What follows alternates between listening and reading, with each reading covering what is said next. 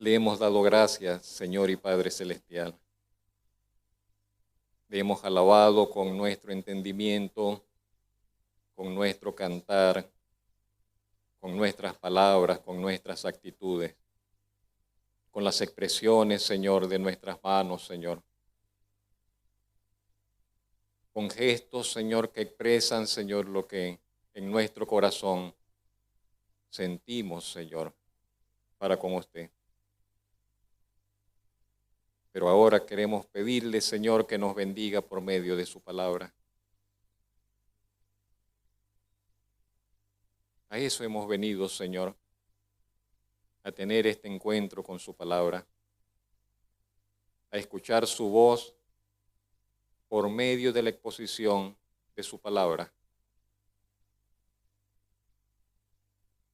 Solamente sus palabras son palabras de vida, palabras de verdad, palabras de permanencia eterna. Y nosotros las necesitamos. Y usted conoce nuestra necesidad, Señor. Ni siquiera nos entendemos a nosotros mismos, pero usted nos conoce perfectamente. Gracias por esta oportunidad y ruego que usted haga mucho más de lo que esperamos, de lo que pensamos, de lo que imaginamos. Para gloria suya en Cristo Jesús. Amén.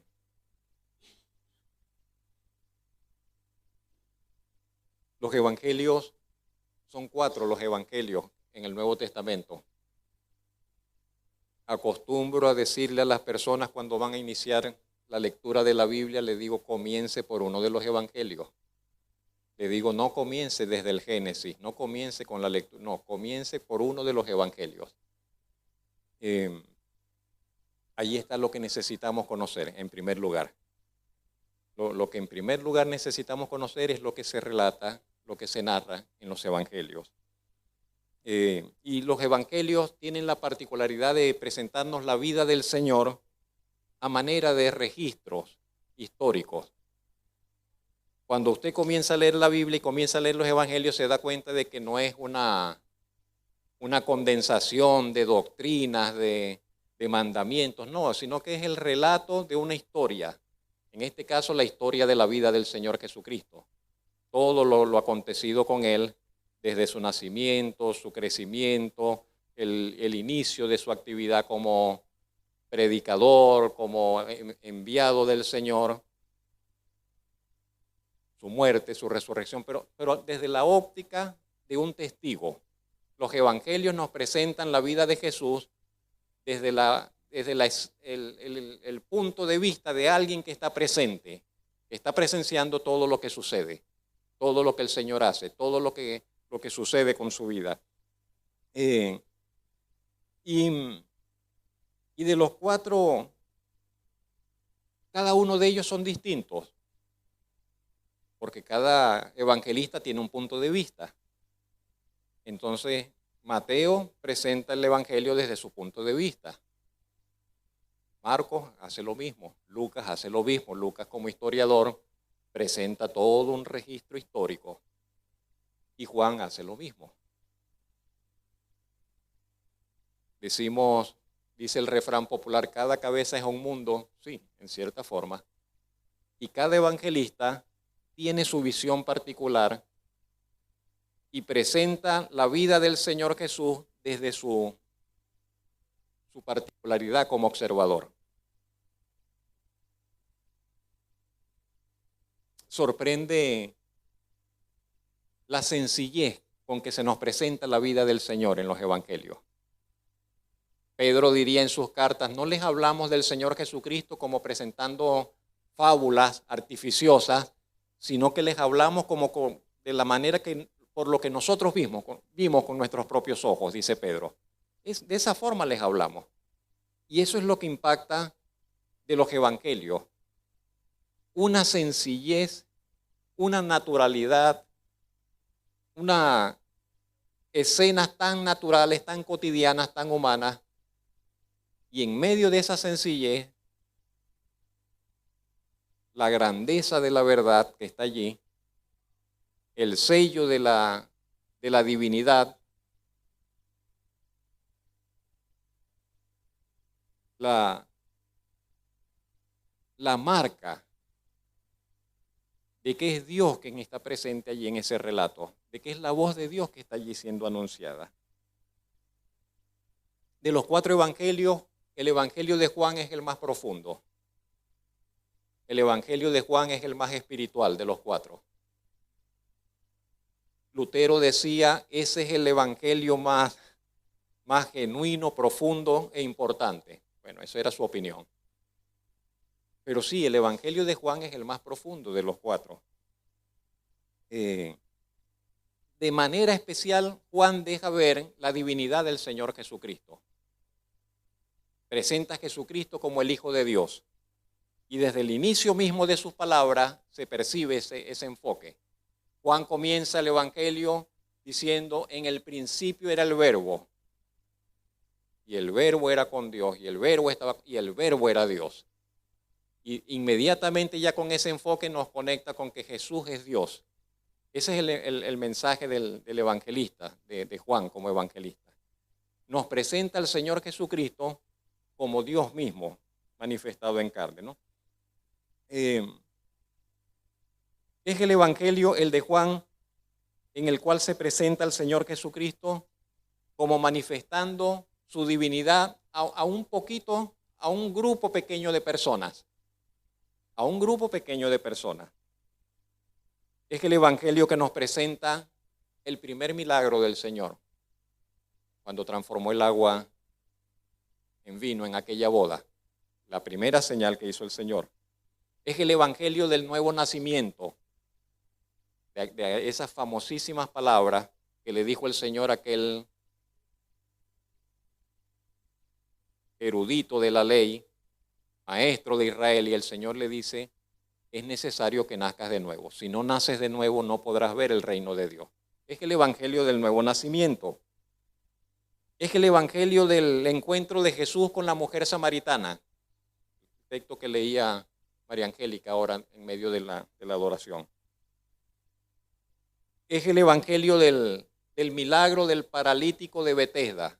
El único evangelio que narra ese milagro es el evangelio de Juan.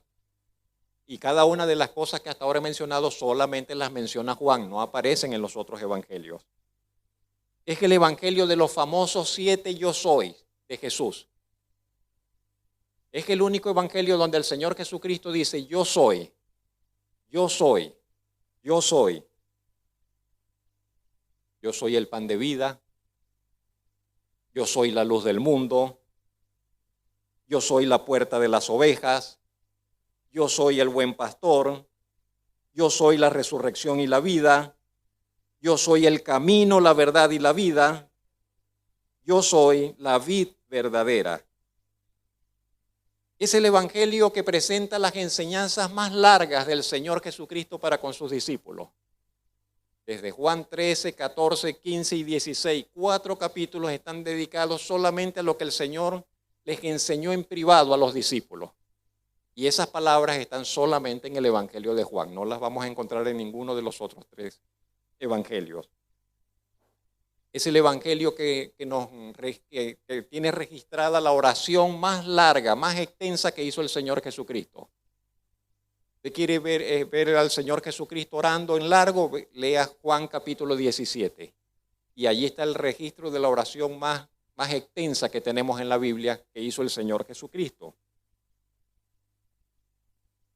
Es ese evangelio, el de Juan, que nos presenta una visión de nuestro Salvador, una visión íntima, a la vez que poderosa, pero que necesitamos cada uno de nosotros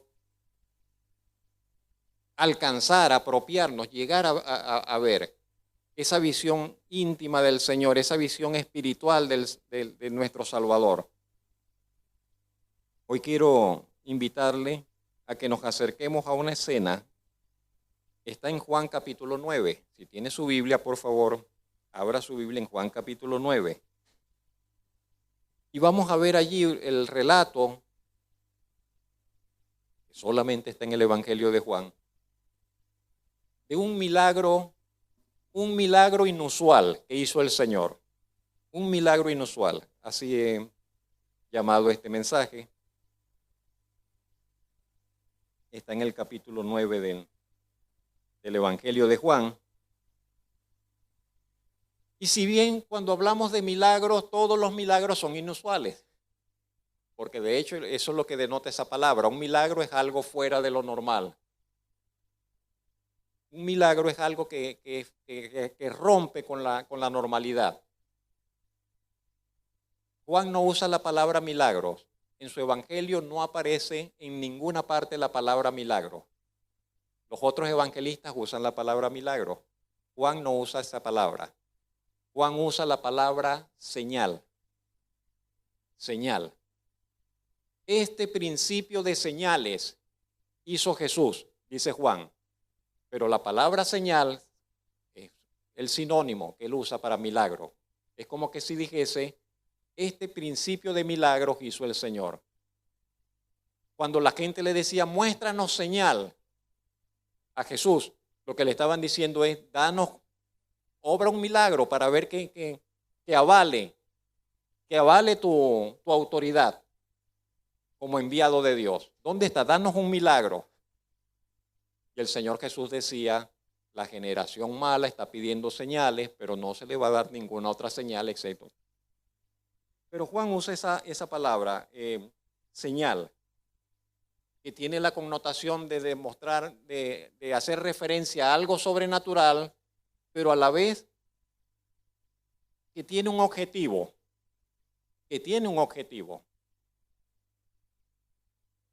Cada uno de esos milagros obrados por el Señor apuntaban al hecho de que Él era el enviado de Dios. Apuntaban al hecho de que Él era aquel Mesías del cual habló el profeta Isaías muchos años antes, siglos antes de que Él naciese, de que Dios enviaría a alguien que tendría el poder de obrar milagros y señales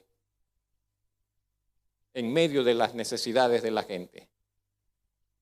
Que este enviado de Dios iba a hacer hablar a los mudos, que este enviado de Dios iba a hacer oír a los sordos, que este enviado de Dios iba a dar vista a los ciegos, que este enviado de Dios iba a hacer esos portentos y esas señales. Y precisamente esa era la prueba, esa iba a ser la evidencia de que Él había sido enviado. Todos conocemos a Juan el Bautista, y Juan el Bautista de repente está preso y manda a preguntar a sus discípulos, dice, pregúntenle a Jesús si Él es el que tenía que venir o tenemos que esperar a otro.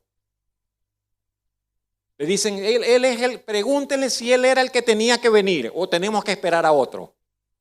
Y la respuesta del Señor Jesucristo fue, díganle a Juan, los cojos están saltando, los mudos están hablando, los ciegos están viendo. Díganle a Juan, como que en otras palabras se está cumpliendo allí están las señales. Y bienaventurados aquel que no haya tropiezo en mí. Entonces, en Juan capítulo 9 nos encontramos con un hombre, el relato de un hombre que dice el texto, el primer verso dice, era un hombre ciego de nacimiento. Y lo que yo en primer lugar quiero señalar es que este milagro tuvo lugar de forma inesperada. ¿Por qué creo que es importante mencionar esto? Muchos milagros sucedían porque la gente se acercaba al Señor y le pedía ayuda. Y le decían, Señor, ten misericordia de mí. Señor, ayuda a mi hija, está gravemente enferma. Señor, tengo un siervo que está en esta condición, está postrado. Señor, pero en este caso, en este relato nos vamos a encontrar con que nadie le pidió la ayuda al Señor. Este ciego no pidió ser sanado. Este hombre no pidió la ayuda del Señor. El Señor Jesucristo venía de una reunión, de un encuentro muy intenso en las inmediaciones del templo. Toda una contienda pública, una situación en la cual estuvo a punto de ser apedreado y el Señor se escondió para no ser apedreado y de repente después salió y se fue. Iba caminando por las calles con sus discípulos Y en ese caminar, de repente pasan y está alguien, como decir, en una acera, y está un hombre ciego mendigando. Está sentado allí en el lugar. Al parecer siempre estaba allí cada día estaba allí en esa condición. Y ese es el escenario en el cual se nos presentan esta obra del Señor, este milagro inusual del Señor.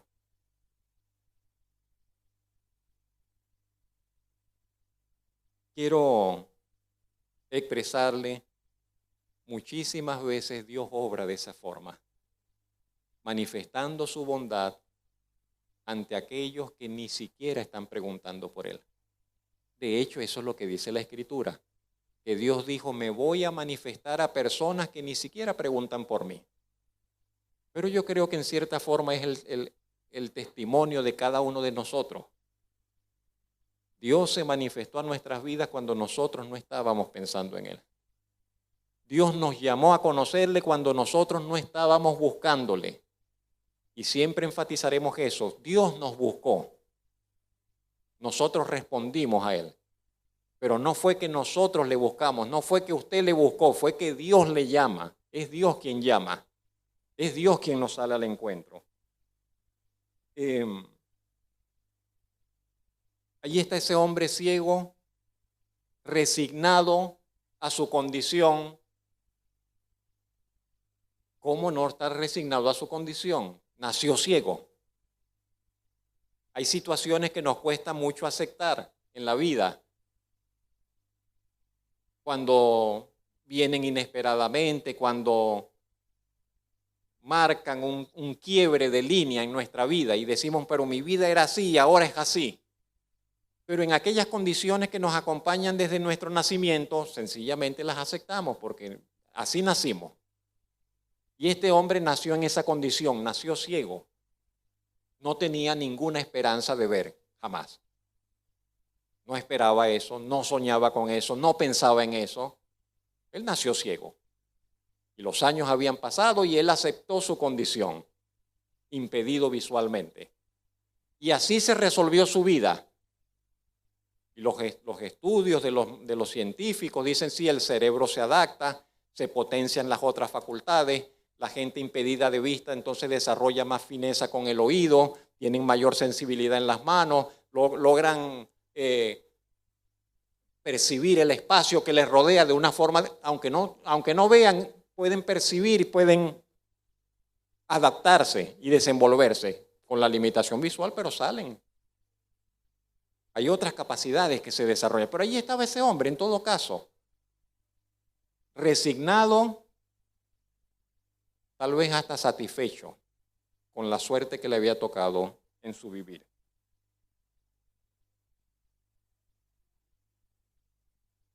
Era lo suficientemente joven como para tener a sus padres vivos. No era un niño, no era un adolescente, era un hombre joven, pero sus padres todavía vivían. Y en cierta manera hasta tenían cierto cuidado de él. Formaban parte de la comunidad religiosa, formaban parte de la sinagoga, eran miembros de la sinagoga, eran conocidos de toda la localidad. A pesar de estar en las inmediaciones de la capital de Jerusalén, eran conocidos en la localidad, conocidos de quienes vivían, conocidos de... Él, por ser mendigo, por ser ciego, todos sabían, el ciego que está allá en la esquina. Pero la familia también le era conocida en medio de ese escenario. Pero en primer lugar eso, ¿no? Un milagro inesperado. Dios es Dios todopoderoso. También es Dios soberano. No le rinde cuentas a nadie. Eso es importantísimo tenerlo presente. Dios no le rinde cuentas a nadie. Él lleva sus propias cuentas. No le pide permiso a nadie, ni tiene necesidad de pedir permiso a nadie. Dice la Biblia, yo soy Dios, yo hago lo que quiero en los cielos y en la tierra. Dice la Biblia, no hay quien estorbe su mano. todas las cosas están sujetas a Él. No hay nadie que esté a su par, ni nadie que esté sobre Él. Antes, su trono, dice la Escritura, gobierna sobre todo, sobre toda la creación. Pero qué consuelo que ese Dios es un Dios de amor, es un Dios de paz, es un Dios de justicia, es un Dios misericordioso, es un Dios compasivo, es un Dios clemente, porque le han querido acusar de tirano, le han querido acusar de malvado, le han querido acusar de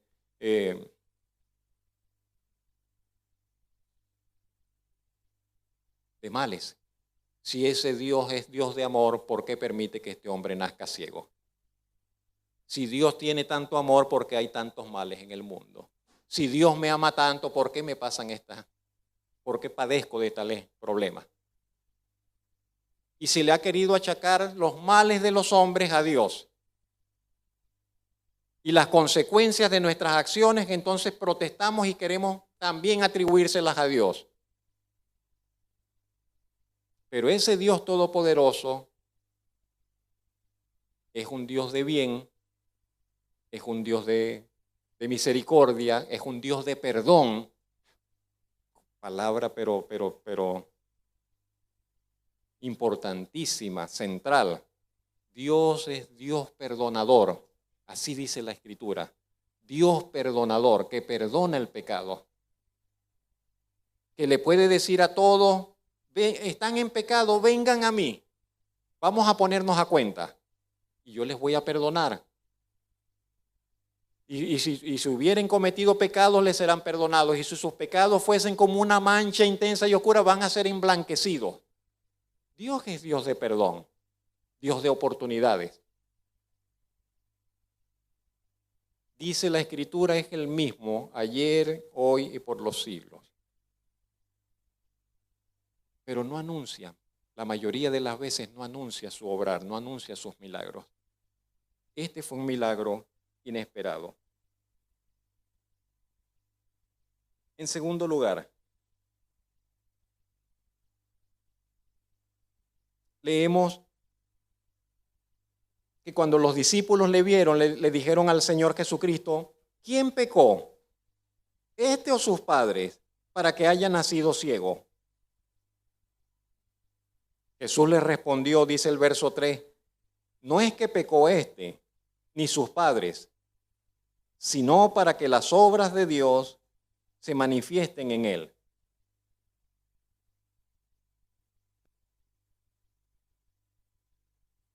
En la mentalidad judía,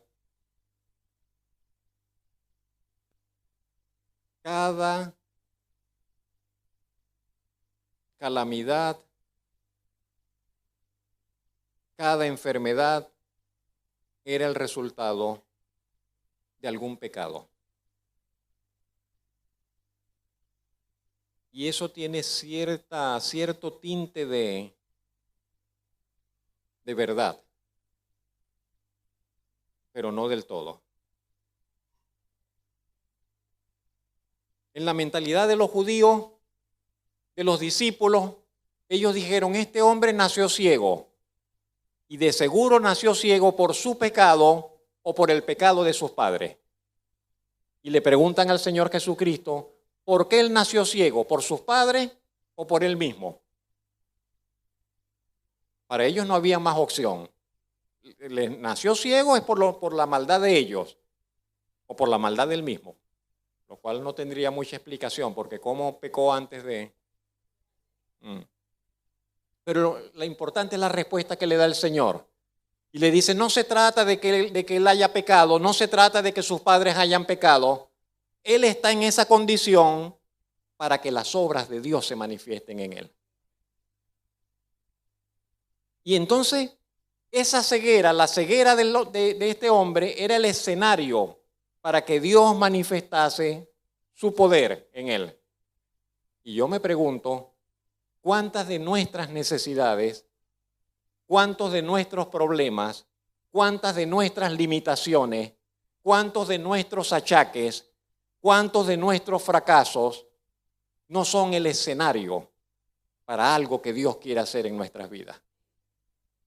Y podemos encontrarnos en una condición de de resignación, en una condición de desesperanza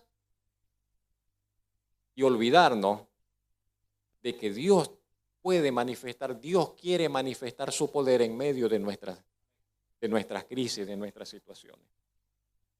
La mayoría de las veces no vamos a entender el porqué de nuestras limitaciones, de las necesidades que padecemos. Y hasta es probable que nosotros también juzguemos como los discípulos. Hay situaciones muy difíciles, lo menciono a menudo, de sobrellevar, de procesar en la vida. Y casi siempre llega la acusación, ¿será que esto me está pasando porque he pecado contra Dios? Y puede que sí, pero también puede que no. Porque hasta los hombres y mujeres más santas y más santos también sufren calamidades y situaciones que no quisieran experimentar. Pero lo que tenemos que aprender, repito, mis hermanos y amigos, es que nuestras necesidades, limitaciones y problemas son un escenario y una oportunidad para que se manifiesten las obras de Dios en esta tierra. Dios, repito, es un Dios de amor, pero también de amor y poder, pero también de poder y gracia. Un canto expresaba eso, gracia. Gracia. La gracia es la bondad inmerecida, la bondad que se recibe sin merecerlo. Dios le hace el bien a las personas aunque no lo merezcan. Dios manifiesta su amor a las personas sin que éstas sean merecedoras de ello. Eso se llama gracia. Dios es un Dios también de gracia, de poder y de gracia. Porque podríamos pensar, sí, Dios hará una obra de poder porque Él es un hombre muy santo. Puede ser. Pero puede ser un hombre también muy pecador, que está muy hundido en sus pecados y Dios hace una obra de poder en su vida. Como le dijo a aquel hombre paralítico, el Señor le dijo, te sano, vete y no peques más para que no te venga algo peor. El Señor sabía en qué andaba y el Señor hizo una obra, un milagro de poder en él y le dijo, pero mira, esto es por gracia, pero no sigas en esa vida que estás llevando. Dios es un Dios de poder y de gracia. También es un Dios de gracia y misericordia. Dios es misericordioso, bendito el Señor, pero también de misericordia y verdad. Nunca habrá contradicción en Dios. Cuando Dios perdona, lo hace en justicia. Cuando Dios hace una obra de misericordia, lo hace también en verdad. Una obra de verdad. Y Dios es un Dios de verdad y salvación. Es como una cadena. Y cada uno de esos eslabones que están allí, todas esas obras llevándonos a reconocer la persona y la grandeza de Dios. El reconocimiento del amor de Dios, del poder de Dios, de la gracia de Dios, de la misericordia de Dios, de la verdad de Dios y de su salvación. Finalmente, ¿hacia dónde quiere llevarnos Dios? ¿Hacia dónde nos quiere llevar con su bondad? ¿Hacia dónde nos quiere llevar con su gracia? ¿Hacia dónde nos quiere llevar con su misericordia? ¿Hacia dónde nos quiere llevar con su poder? ¿Hacia dónde nos quiere llevar con su verdad? ¿Hacia dónde nos quiere llevar? Tendríamos que concluir, nos quiere llevar hacia la salvación.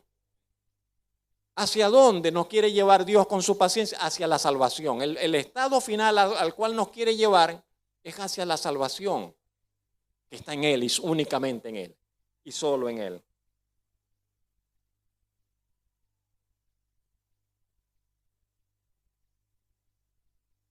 En tercer lugar, fue muy raro ese milagro. El Señor a veces hacía cosas tan extrañas. Y ese milagro fue uno de esos extraños. Fue un milagro extraño, muy raro.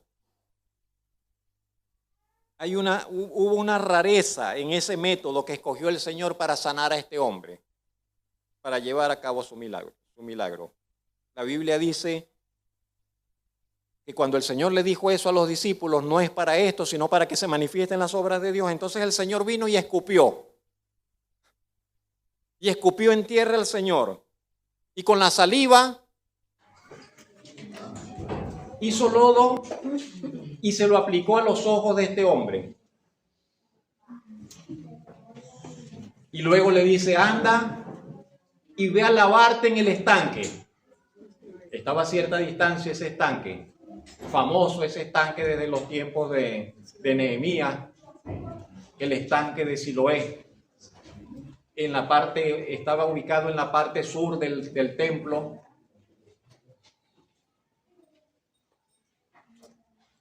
Algunos estudiosos de las palabras empleadas dicen que el Señor le dijo que se bañara, que no era que él llegó allá como que quien va a un lavamanos y agarra un poquito de agua y se le echa en la cara, sino que era como que se lavó. El estanque era profundo, como que se metió por entero allí en ese lugar. No se nos dice qué palabras se cruzaron allí. No se nos dice si los discípulos le llegaron al ciego y le dijeron, mira, aquí está el Maestro, el Señor Jesús, y Él va a hacer esta obra contigo. No se nos dice qué explicaciones se le dieron a este hombre. Pero asumiendo que él escuchó, el hombre estaba dispuesto a colaborar. ¿Y quién no? ¿Y quién no? Si le están diciendo, el Maestro te va a sanar, ¿qué tengo que hacer? Y le dicen, nada. Déjate untar el barro en los ojos. ¿Qué tiene que perder?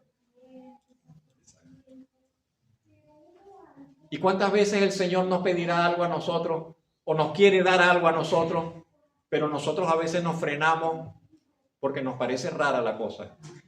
Pero un momentico, ya va, ¿qué me vas a echar? Saliva.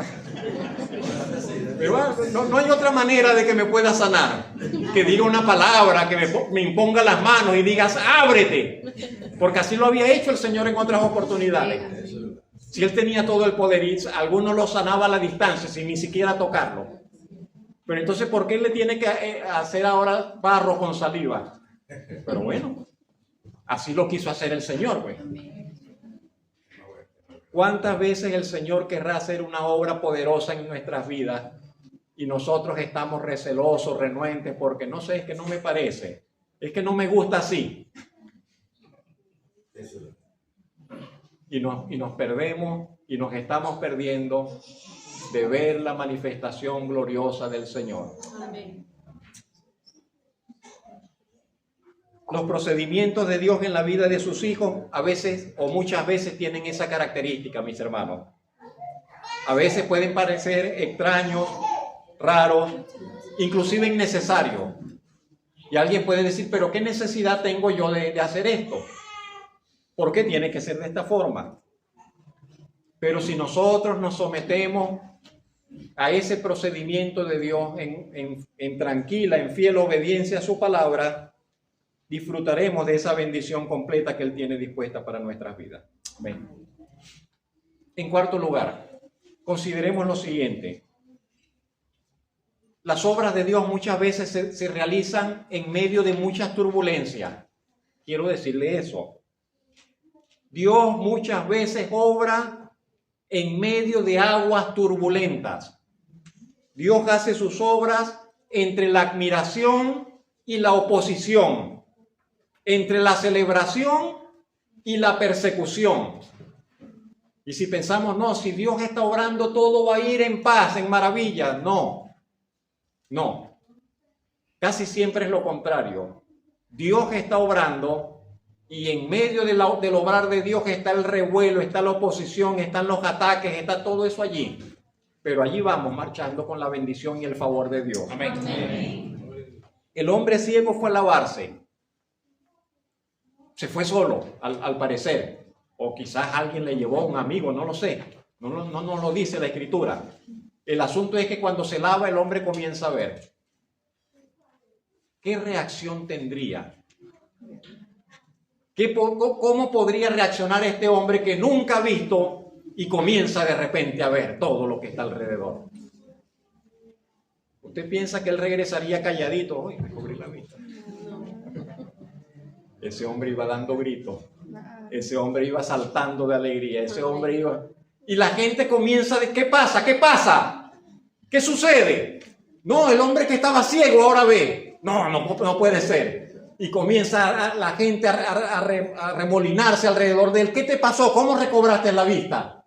Y él dice, no, un hombre que estaba allá, Jesús, me hizo barro, me echó en los ojos y me dijo que me viniera a lavar y ahora estoy viendo. ¿Y dónde está ese Jesús? No lo sé, yo no sé, no lo he visto. Nunca lo había visto.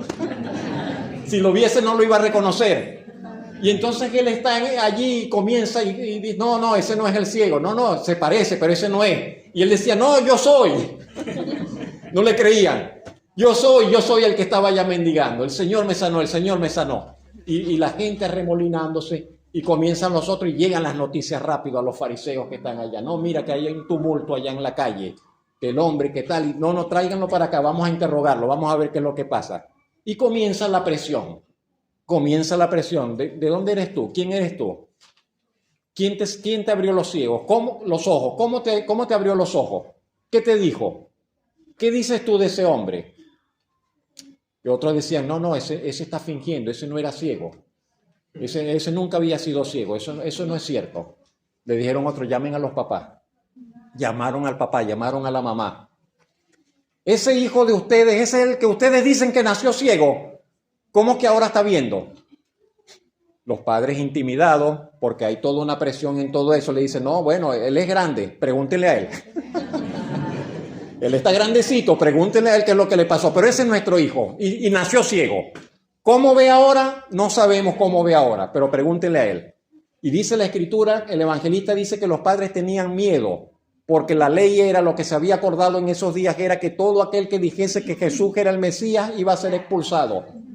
Y los padres entonces dice tenían miedo de que los expulsaran, de que les comenzaran ahora a cercenar libertades. Y vuelven a llamar al hombre. Mira, nosotros no creemos que ese hombre te haya sanado, ese hombre es un pecador. Da gloria a Dios y reconoce que ese hombre no tuvo que ver nada contigo en esta sanidad. Pero ¿cómo negarlo? Y lo dice, yo no sé, pero yo creo que Dios no escucha a los pecadores. Yo nunca había escuchado de alguien que estuviera ciego y ahora esté viendo. Y se enfurecieron de tal forma los fariseos contra este hombre porque él seguía insistiendo y le dijeron, finalmente lo expulsaron, lo injuriaron, lo insultaron. Tú naciste en pecado, ¿qué vas a saber tú? No vas a venir a dar clases acá de cómo obra Dios y lo echaron de allí. Así transcurrió la celebración por un lado, por otro lado la persecución, la alegría por un lado, las ofensas por otro lado. Y muchas veces Dios obra así. Muchas veces esa es nuestra experiencia y nos causa confusión. Pero bueno, si Dios está en este asunto, ahora se levanta esto. Y sí. Cuando usted decide caminar en la luz de la palabra de Dios, el mundo entero estará en contra suya. Amén. Y se cumplirá aquella palabra que dijo el Señor Jesucristo, he venido y no vine solamente a traer paz, vine a traer espada. Y a veces los enemigos del hombre van a ser los de su propia casa. Y dice, porque pondré a uno en disensión el uno con el otro. Y no queremos, pero es como un precio a pagar. Siempre hay un precio a pagar por seguir al Señor. De allí aquello que dijo el Señor Jesucristo, saque bien sus cuentas el que me va a seguir. Saque bien sus cuentas. Pero, ¿qué tan elevado puede ser ese precio, mis hermanos y amigos? Cuando Dios nos promete la vida eterna, cuando Dios nos promete la salvación, cuando Dios nos promete el no morir jamás, cuando Dios nos da en sí mismo, se da a sí mismo por nosotros y para nosotros. ¿Qué tanto puede ser nuestro precio comparado con el que pagó el Señor en la cruz? Nuestro precio es nada.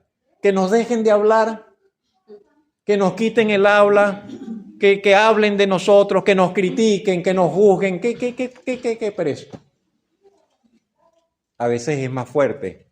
Compartía un artículo de la persecución de los cristianos en el mundo y la cosa va fuerte. Todos estos asuntos que vemos allá en el Medio Oriente, que se ven en Europa, el crecimiento del Islam en distintos países, eso va en contra del cristianismo, del mensaje del Señor. Iglesias están siendo perseguidas, quemadas, cristianos están siendo perseguidos, comunidades enteras están siendo perseguidas a nivel mundial, son millones.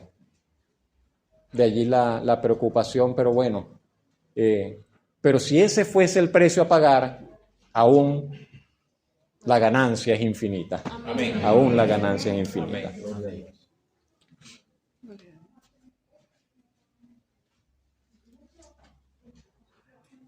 En quinto lugar,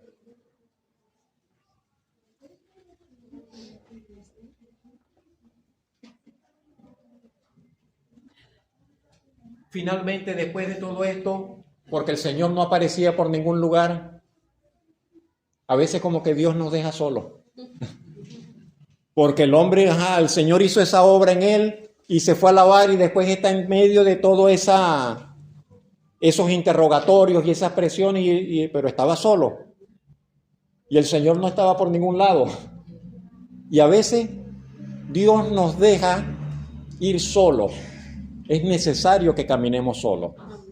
Pero no es que estamos solos, pero Él está como a la distancia. Y nos toca caminar. Y nos toca salir adelante.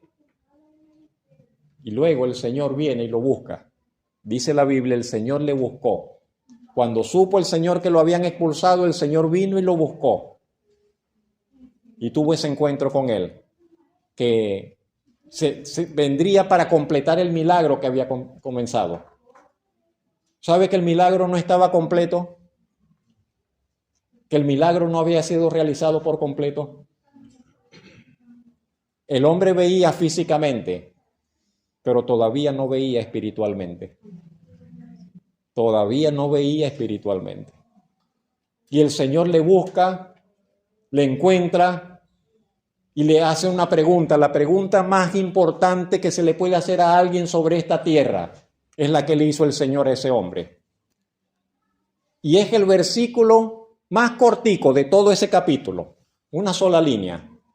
El Señor le dijo, ¿crees tú en el Hijo de Dios? Esa es la pregunta de las preguntas. Esa es la pregunta de las preguntas. Para cada uno de nosotros, la pregunta más importante que usted le puede hacer a cualquier persona, amigo suyo, familiar, que ame, esa es la pregunta que se nos hace, que es necesario que nos respondamos mientras que estamos en esta tierra. Amén. Y entonces el Señor le dijo a este hombre, ¿crees tú en el Hijo de Dios? Las respuestas son solamente dos, ¿sí o no? Sí. Pero el hombre responde, el hombre ciego le dice, ¿dónde está? Para que crea en Él. Estoy listo, pero no sé dónde está. Y el Señor Jesús, como a muy pocas personas, a unas poquitas personas lo hizo, el Señor Jesús le dice, soy yo el que está hablando contigo. Bendito el Señor. Gloria a Dios. El Señor le manifiesta y le dice, soy yo el que está hablando contigo. Y dice la Biblia que en ese momento, dice el evangelista, en ese momento el hombre vino, dijo, creo, y le adoró. ¿Cuál es la respuesta que Dios espera de cada uno de nosotros? Que nosotros también le reconozcamos y le adoremos. Amén. Le adoremos como quien Él es. El Hijo de Dios, el Salvador, el Dios Todopoderoso, el único, el primero y el último, el Alfa, el Omega, el principio y el fin, el Señor Dios Todopoderoso. Tenemos que llegar a ese punto, de verle, reconocerle y adorarle. El hombre había sido sanado, el hombre había experimentado un milagro poderosísimo en su vida, en su cuerpo, pero todavía no había reconocido al Señor. Me pregunto, ¿cuáles nosotros tenemos experimentado el poder, una señal de Dios sobre nosotros? Y todavía nos falta reconocer y postrarnos ante Él y adorarle. Amén. Y es a ese punto lo que llevar el Señor hombre. Y ese milagro que comenzó allá en aquella acera, en aquella calle, se vino a completar en ese momento cuando el hombre estaba entonces postrado adorando al Señor. Amén.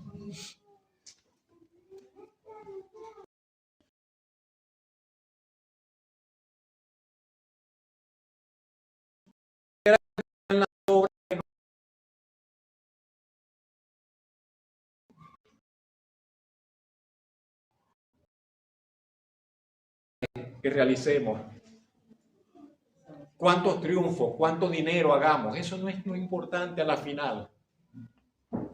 Qué tan emocionante sea nuestra vida, eso no es lo más importante a la final, sino cómo estamos con relación a esa pregunta de haber conocido, de haber creído en el Hijo de Dios, y toda nuestra vida depende de ello. Y esa misma revelación que hizo el Señor para con este hombre al decirle yo soy, esa misma revelación es la que obra el Espíritu Santo cuando desde el cielo viene como que un rayo de luz, como que un sentir a nuestro corazón y comenzamos a experimentar, tengo que buscar de Dios, tengo, no sé, tengo una necesidad, tengo una sed, tengo que acercarme, tengo que ir a una iglesia, necesito que alguien me hable, quiero leer la Biblia. Aquí. Eso es algo que procede de la misma obra de Dios para con nosotros. Amén. Por su bondad, por su amor, por su misericordia. Y lo mejor que podemos hacer es responder a ello. Amén. Aunque al principio no sepamos cómo, Señor, no sé dónde está, pero aquí voy buscando, no sé dónde está, pero quiero creer. Amén. No sé quién es, pero quiero encontrarle. No sé si ahí está la verdad, pero quiero encontrarme con la verdad. Y así viene el Evangelio y la verdad del Señor a nuestras vidas. Dios ha prometido satisfacer a las almas hambrientas. Amén. Dios ha prometido saciar a aquellos que tienen sed de Él. Si alguno tiene sed, dijo el Señor Jesucristo, venga a mí y beba. Y yo le voy a saciar. El agua que yo le daré, dice, va a ser una fuente que salta para vida eterna en Él. Amén. Y eso solamente lo puede decir, ofrecer y cumplir el Señor. Nadie más. No es una religión. No le decimos, métase evangélico. No. Le digo, acérquese al Señor. Amén. Reconozca al Señor como Salvador, como el único que le puede dar perdón de pecado, el único que le puede reconciliar con Dios. Acérquese al Señor. Paz, entre por la puerta. Decídase, ya no dé más vueltas. Entre por la puerta, que es el Señor Jesucristo. Pase adentro y allí le conocerá. Amén. El pasaje termina con las palabras del Señor que dice, he venido para juicio a este mundo, para que los que no ven, vean, y para que los que ven, sean cegados. Y entonces algunos fariseos que estaban cerca dicen, o sea, nosotros estamos ciegos. Estos fariseos sí eran terribles. Dice el refrán popular, no hay peor ciego. Sí, entonces estos fariseos no tenían orilla. Si no podían negar el milagro, entonces te decían, no, esos milagros son del diablo. Pero no había manera de, ¿qué cosa? Y entonces el Señor Jesucristo les dice, como ustedes dicen que ven, entonces ustedes son culpables. Si ustedes dijesen que no ven, entonces serían sin culpa. Pero como ustedes dicen que ustedes ven muy clarito, no tienen excusa, le dijo el Señor a este grupo de fariseos. Pero nosotros, como diría el apóstol, el escritor de los Hebreos, tenemos mejores esperanzas. Amén. Y aunque hablamos de esta forma, dice el escritor de esa carta, tenemos mejores esperanzas. Amén. Y mi esperanza para con cada uno de ustedes es que usted vea al Salvador, que usted le esté viendo, que usted le reconozca, que le logre ver cada vez con mayor claridad, que experimente su gracia, su poder, su bondad, que en su luz, como dice el salmista, usted vea la luz. Amén. Que usted pueda orar como dice el salmista, abre mis ojos, Señor, y miraré las maravillas de tu ley. Que usted pueda experimentar lo que experimentó aquella mujer en su necesidad, Agar, el relato aquel en Génesis, está a punto de morir, él está en un desierto, no está allí, está resignada, se entregó a morir prácticamente. Y le aparece el Señor y le dice, ¿qué te pasa, Agar? Y dice, y entonces le abrió los ojos y vio una fuente de agua. Cuando usted se encuentre que pareciera que no tiene salida, que el Señor pueda abrir sus ojos y usted pueda ver lo que Dios tiene para usted. Amén. Ese Dios fiel siempre tiene una salida, siempre tiene una respuesta oportuna, suficiente para nuestras necesidades. Luzardo, no está acá usted por casualidad en este día. Usted vino a sus diligencias, pero no está acá por casualidad. Ninguno de nosotros estamos acá por casualidad. El Señor quiere que le miremos a Él. El Señor quiere abrir nuestros ojos. Amén. Vamos a orar, mis hermanos y amigos. Le damos gracias, Señor, en esta mañana por su palabra, siempre oportuna, siempre luminosa, siempre edificante. Gracias porque podemos acercarnos, Señor, con confianza a usted por medio de ella. Su palabra es una base firme, Señor, para acercarnos a usted, Señor. Su palabra, Señor, es un cimiento estable, Señor, en el cual pararnos para comenzar a conocerle, para tener comunión con usted, Señor. Gracias por el regalo de su palabra para nuestra vida diaria, Señor. Muchas veces nos encontramos como este hombre, Señor, situaciones, limitaciones,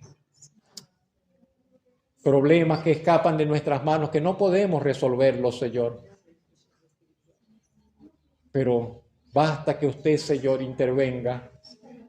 Basta, Señor, que usted se acerque a nuestras vidas. Basta que nosotros permitamos que usted se acerque a nosotros. Basta que nosotros dispongamos nuestro oído y demos oído a su voz, a su palabra, y sigamos sus instrucciones y le obedezcamos. Gracias por la oportunidad, Señor. Gracias por el regalo de la vida, nuestra vida física, pero también por el regalo de la vida eterna que en el Salvador nos ha dado. Gracias por hacer mucho más de lo que esperábamos, de lo que pensamos y de lo que imaginamos. Gracias por permitirnos haber terminado esta reunión hoy.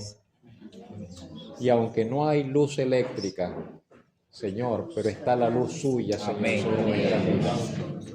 Usted sabe lo que estamos viviendo, Señor, como sociedad, pero usted tiene mejores cosas, Señor, para sus hijos, Señor. Ayúdenos a poner la mirada en usted, Señor, en todo tiempo, Señor. Oh, bendito Dios. Y en la gracia que se nos manifestará, Señor, al realizarse, Señor, sus promesas, al cumplirse sus palabras, Señor. En Cristo Jesús agradecemos, le alabamos y queremos también nosotros como aquel hombre adorarle, Señor. Enséñenos a adorarle, Señor, en la privacidad de nuestra vida. Enséñenos a adorarle, Señor, en comunión secreta.